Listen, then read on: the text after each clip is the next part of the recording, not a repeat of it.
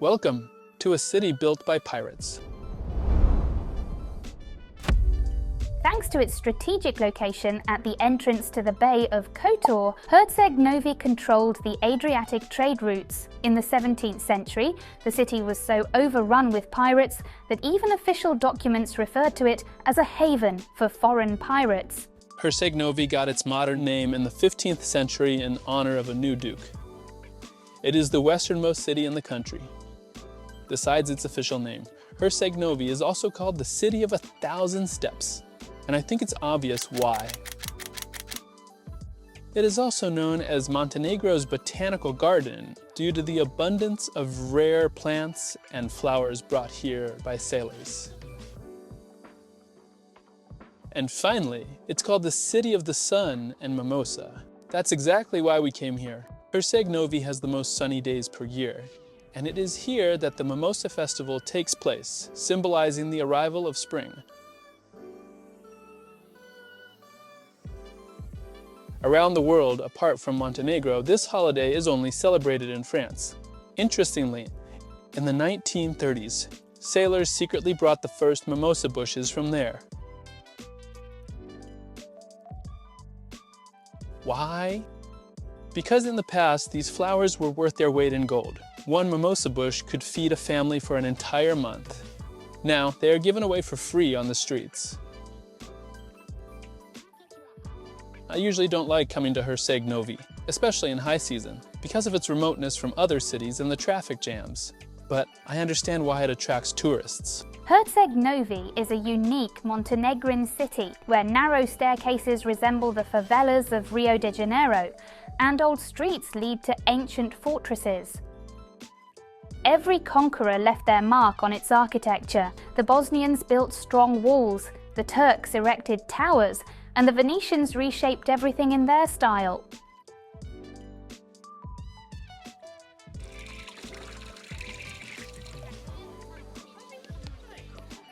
There is an interesting story about the Church of the Archangel Michael. Although it is just over 100 years old, it stands on a very special site. Another church stood here in the past, but the Venetians forbade its construction. Monks walked around the future temple with an icon, praying for help. At that time, 2 Venetian ships were anchored in the bay, their cannons aimed at this place. Suddenly, lightning struck. One ship burned down, and the Venetians stopped interfering with the construction. Unfortunately, during the Ottoman invasion, the original church was destroyed.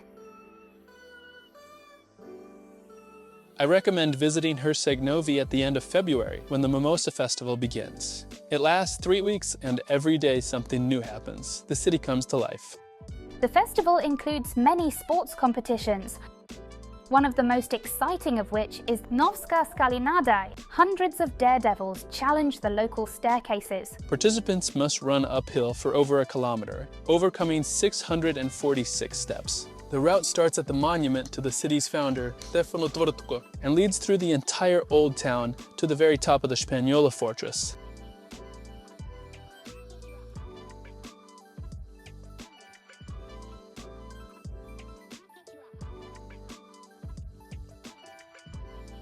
You won't believe it, but the record for completing the course is 4 minutes and 46 seconds. That means the winner was flying up 3 steps per second. Honestly, it's hard to imagine. Everyone who reaches the finish line receives a commemorative gift, and the winners get cash prizes and trophies. After the race, participants head to the promenade and the city's bars to celebrate. Speaking of the final point of the race, Spanjola Fortress, which literally translates to Spanish. It was named after the Spanish engineers who began its construction in the 16th century. From here you get a stunning view and can monitor all the ships entering the bay.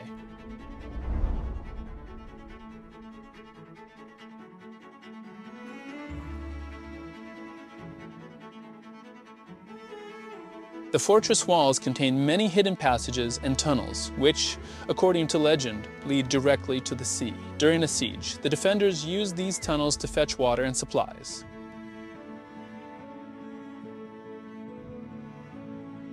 Since Herceg Novi is located on a hill, it has numerous viewpoints overlooking the city and the bay. One of the most popular spots is Kanli Kula, or the Bloody Tower. It got its name because, during the Turkish period, it was a prison for rebels.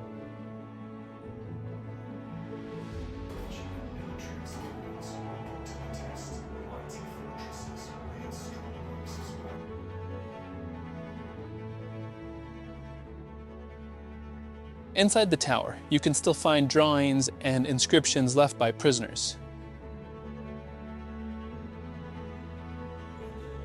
Today, however, it is a place of joy and celebration, especially during the Mimosa Festival. In the open-air amphitheater, performances, concerts, and even weddings are often held.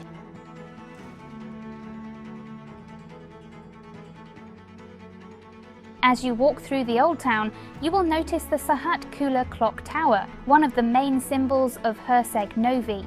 Built by the Ottomans in the 17th century, it served not only to keep time, but also as the city's main gate. Inside the tower, a unique bas-relief of the Black Madonna, carved from ancient charred wood, is preserved.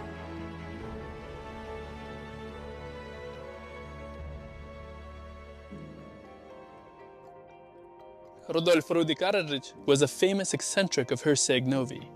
Officially, he was the city's only chimney sweep, but he was never in a hurry to do his job. When asked to fix a chimney, he would note the person's name in his little notebook and say, maybe after a new year. Rudi was short in stature, and his statue was made life-size. He stuttered constantly, loved women, and sang them serenades. He always wanted to move to Belgrade, but no one ever saw him go further than the center of Herceg Novi. People say that if you rub his nose and make a wish, it will surely come true.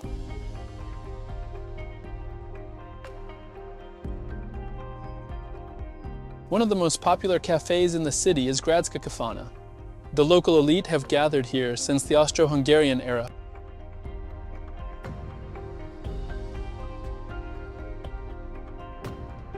The cafe is located in the historic centre of the city and offers a panoramic view of the Adriatic.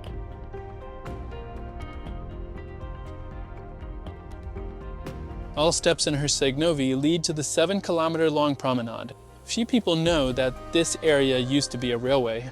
Trains once regularly ran between Dubrovnik and Herceg Novi, but in 1963 the tracks were removed and a beautiful seaside promenade was created in their place.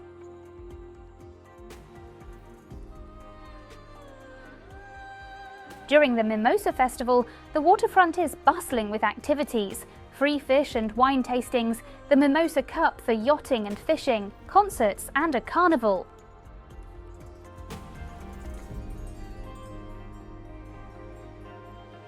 Herceg Novi is an amazing city worth visiting. Every street, tower and staircase here holds memories of warriors, merchants, pirates, and ordinary people who, just like us, once walked through the city enjoying its beauty.